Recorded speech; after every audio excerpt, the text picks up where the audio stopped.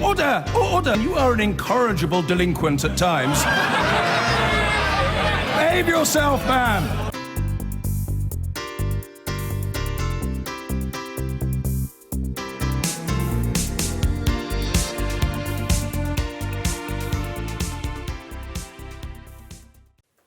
Here, a terrorist who supplied bombs to Irish Republican extremists after infiltrating the Royal Marines was jailed for 18 years today.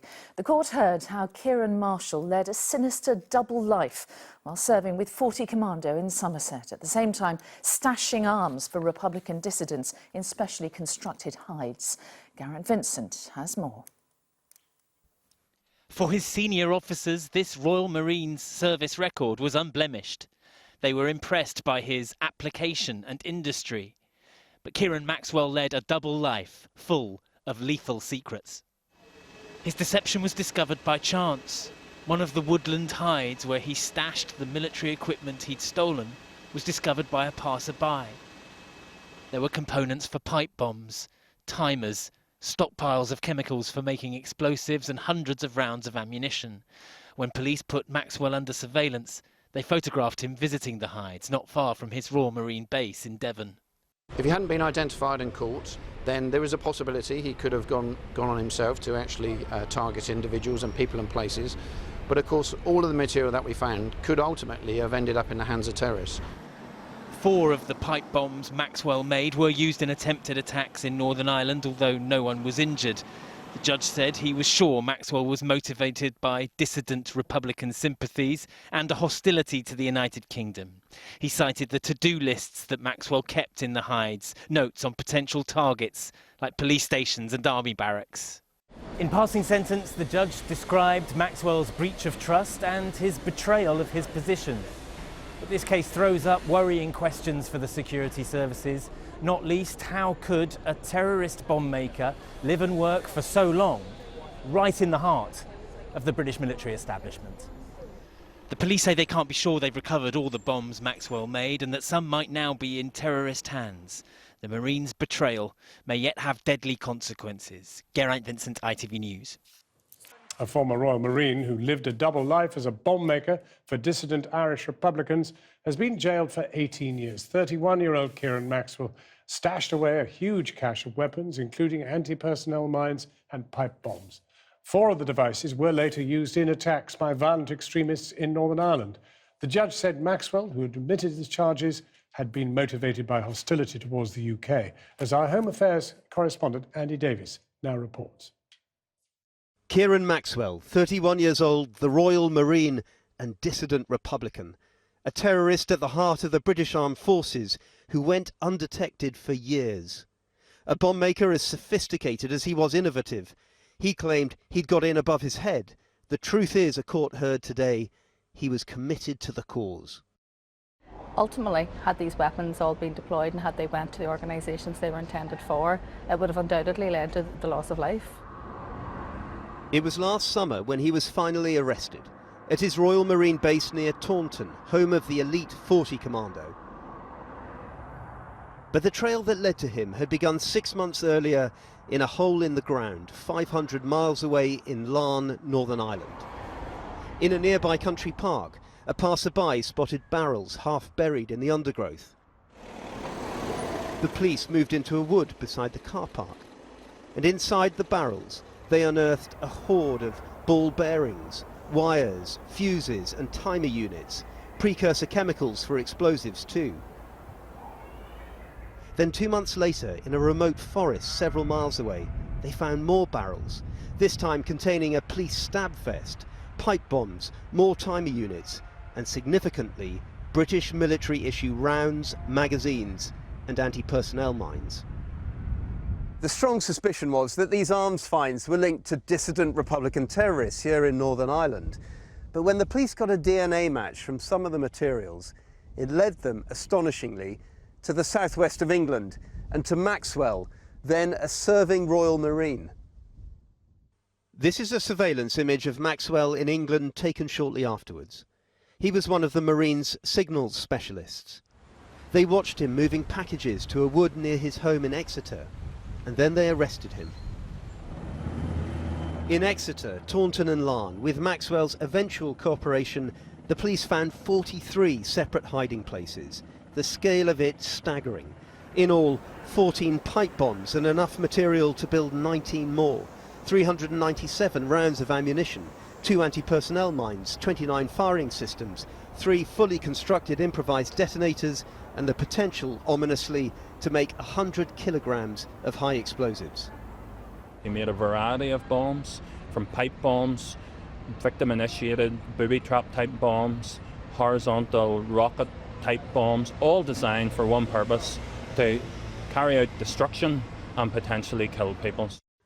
When not bomb making and cultivating cannabis as a sideline, he was a meticulous planner. The neat, handwritten to-do lists, illustrative, said the judge, of an inveterate record keeper with OCD traits. He also compiled a list of 300 potential targets, among them military, MI5 and police officers. Although we have no evidence that he had actually accelerated any of his attack plans in relation to those 300, but what we do know is some of the devices, some of the improvised devices he'd actually built did end up in the hands of terrorists in Northern Ireland. 4 pipe bombs linked to him had been used in Northern Ireland. So what more do we know about this industrious Republican quartermaster? He has a partner and young child and comes from Larne, 20 miles up the coast from Belfast. We drove past the Loyalist flags and freshly painted curbstones in this predominantly Protestant town to the estate where he, a young Catholic, grew up. No one would talk on camera, some too frightened of repercussions, but one family friend told us of a single-minded, streetwise teenager, intelligent and discreet. There is one event, however, which we do know about, which, it's been suggested, gives some insight into the story of what shaped Ciaran Maxwell. It involves a brutal attack near here 15 years ago. Set upon reportedly by a gang of loyalists, he was beaten so badly he was hospitalised with a fractured skull. He claimed ensuing PTSD made him susceptible to risky behaviour, but the judge dismissed that argument, concluding that after Maxwell joined the Marines 8 years later, he embraced the cause of violent dissident Republicans opposed to the Northern Ireland peace process.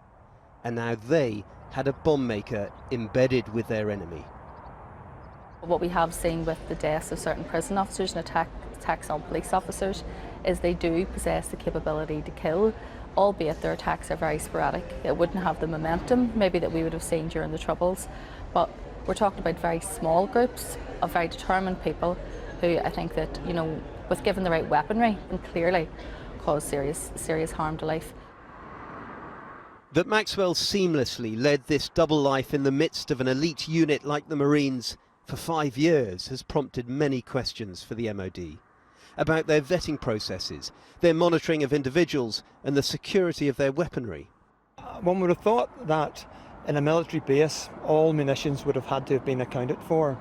So how have serious items of military explosives been able to be removed from the barracks in the first place? Why were they not accounted for within the barracks, and how were they allowed to be removed from the barracks? And ultimately, how did they get to Northern Ireland? Tonight in a statement, the MOD said personnel joining the armed forces remain subject to strict vetting procedures and that any incidents regarding the security of their ammunition and equipment are investigated. In Northern Ireland last week, a close relative of Ciaran Maxwell told me the family was still in shock and too upset to talk. Well, now Andy Davis joins us from outside the base in Taunton, where Ciaran Maxwell served. So, Andy, are we any clearer as to whether his motivation was in fact to infiltrate the Marines with a sort of Northern Ireland interest? Well, John, it's been one of the many intriguing questions in this case. Was it all part of a grand scheme by Ciaran Maxwell to join the Marines to further his terrorist agenda, or did he turn, for want of a better word, after he enlisted at the age of 24? The judge looked at this and, in his view, he said Maxwell was genuine about joining the Marines. There wasn't any sinister motivation at that point, but it was in the year following, when he went back to Northern Ireland and met up with an old friend with links to the Continuity IRA, that his terrorist activities began. Well, the judge said today that he had the potential to threaten the political stability of Northern Ireland. Was it really that serious? I think, without question, he was a major player, and I think the jail term of 18 years reflects that. Dissident Republicans have mounted numerous attacks in recent years, some of them fatal, but one of their numbers are small, and one of their big challenges has always been getting access to weaponry. So to have someone as expert in bomb making as Maxwell was would have been a great coup in itself. But then to have him here, inside 40 Commando, the Royal Marines, with potential access to ammunition, to potentially sensitive military information, well, those in dissident Republican circles who knew about him must have thought they struck gold. And when you speak to counter-terrorism sources, they acknowledge that that moment when they arrested him was a very significant moment for them indeed. Andy Davis.